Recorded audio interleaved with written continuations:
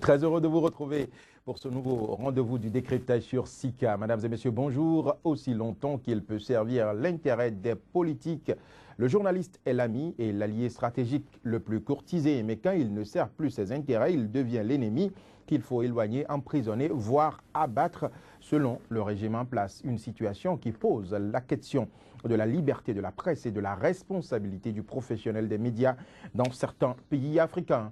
Dans cette émission, nous passerons en revue certains cas sur le continent africain, notamment celui du correspondant du RFI, Esdras Ndikumana, bastonné au Burundi, de Chérif Diallo, journaliste à Espace TV, porté disparu depuis 2 semaines en Guinée, de Joseph Titi, directeur de publication du journal Aujourd'hui, incarcéré la semaine dernière en Côte d'Ivoire puis libéré, des 3 journalistes arrêtés au Sénégal pour avoir révélé des informations classées secret défense selon le gouvernement et les autorités du pays. Enfin, du cas Bourima Ouedraogo au Burkina Faso, directeur de publication du quotidien Le Reporter, condamné à 3 ans de prison ferme pour avoir diffamé un avocat dans une affaire que le journaliste a jugé peu orthodoxe.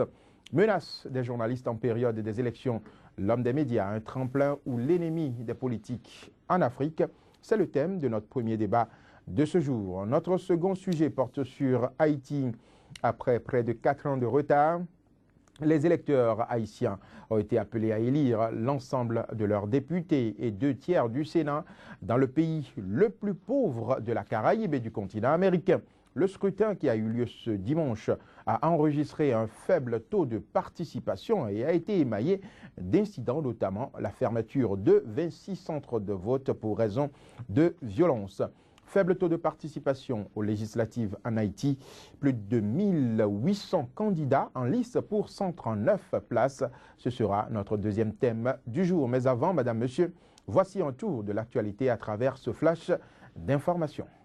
Au Niger, à presque 6 mois de l'élection présidentielle, l'opposition a rejeté ce dimanche le chronogramme proposé par la commission électorale et a souhaité la tenue des élections locales avant la présidentielle. Elle dénonce le manque de consensus autour de ce calendrier prévisionnel après avoir mis des doutes sur le recensement électoral et récusé la Cour constitutionnelle. En Côte d'Ivoire, Pascal Affi-N'Guessan, investi samedi candidat à la présidentielle du 25 octobre pour le compte du FPI, nous ambitionnons de battre M. Ouattara dès le premier tour si possible et dans tous les cas au deuxième tour en rassemblant toute l'opposition et tous les déçus de son camp, a insisté Pascal Affi-N'Guessan. Au Mali, au moment où le pays s'efforçait ce dimanche à identifier les auteurs de la prise d'otage du vendredi à l'hôtel Byblos de Sévaré qui a fait 13 morts, 10 autres personnes ont été tuées lors d'une attaque dans le village de Gabéry. Aucune des attaques n'a été revendiquée, mais les autorités maliennes soupçonnent en sardine. Je le disais tantôt, aussi longtemps qu'il peut servir les intérêts des politiques, le journaliste demeure l'ami, l'allié stratégique, mais quand il ne les sert plus, il devient donc cet ennemi qu'il faut abattre coûte que coûte. Une situation qui pose la question de la liberté de la presse et de la responsabilité du journaliste dans certains pays africains. Menace des journalistes en période des élections, l'homme des médias, un tremplin ou l'ennemi des politiques en Afrique, c'est le premier débat que je lance après ce générique.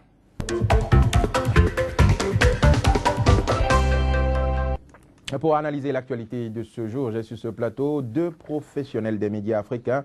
D'abord, Edouard Loko, ancien vice-président de la HAC,